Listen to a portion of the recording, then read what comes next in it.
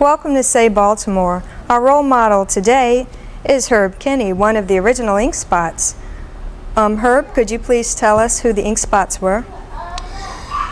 Well, the ink spots were, first, there was a group of Deke Watson, Charlie Fuquay, Billy Kenny, and Hoppy Jones.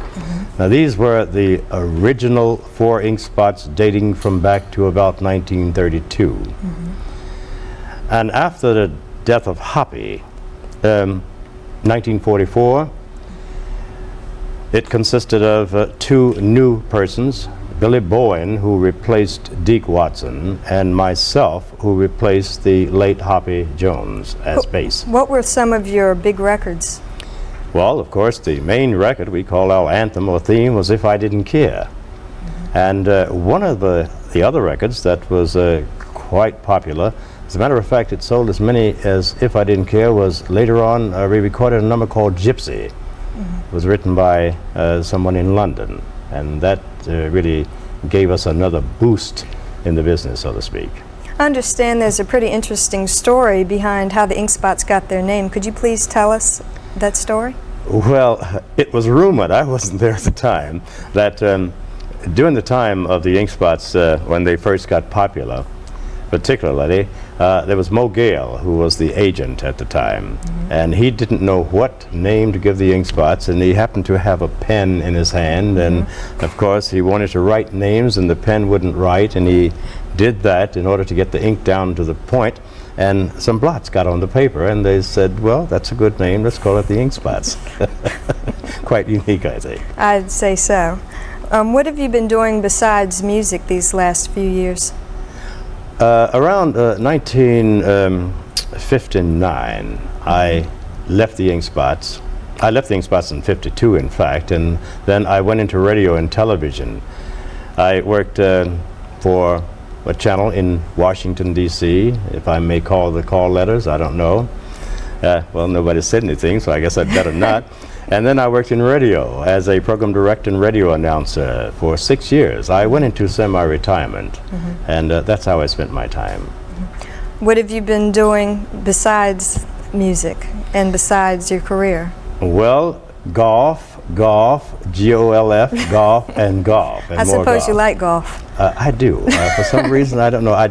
What I'm trying to do is to accomplish myself into the game where I become professional. And I tell my cronies that when I'm 96 years old, I'll be a pro at that time. And they believe me. And, you know, I believe myself too. So this is how I spend my time. I work intermittently in supper clubs on weekends, and then I play golf all day long, every day. Every day, huh? Every day, and even in the rain. As a matter of fact, Sunday I had to play in the rain, and I could only play 9 holes, but that satisfied my whims. What advice could you give a young person now coming up trying to break into the music business? I would say to them, if you want to sing, or if you are playing an instrument, learn to play it and learn to sing. Not to satisfy any given person, but to satisfy yourself, to know that you have accomplished it.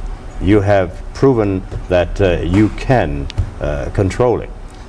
Quite a few of the younger people coming up who want to entertain, they sing a song and they have someone to listen to it, and of course if it's their mother, father, some parent or relative, they'll say, oh, that sounds wonderful. And this gives them an incentive and a feeling that they have accomplished something. But if they're honest with themselves and learn and know that they themselves feel that they have accomplished something out of it, I think this is the best advice I would give them. What do you think your greatest obstacle has been getting to this point? I haven't had an obstacle. I haven't had my accomplishments as I want to have them. I'm still looking forward to accomplishing something. I don't even know what it is.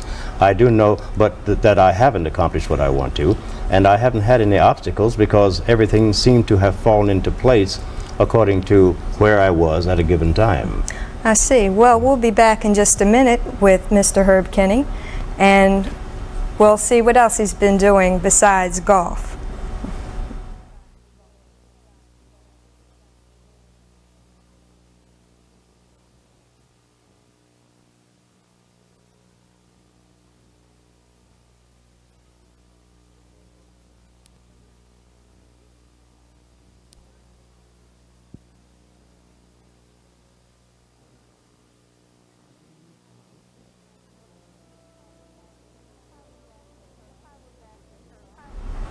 Hi, we're back with Herb Kinney of the Ink Spots, and we understand that you've been doing a lot of charity work in the area the last few years. Could you tell me what charities you've been working for? Yes, Jolene. One is I've been quite busy with the Children's Choir of Columbia, Maryland, the United College Fund, and I'm anticipating others.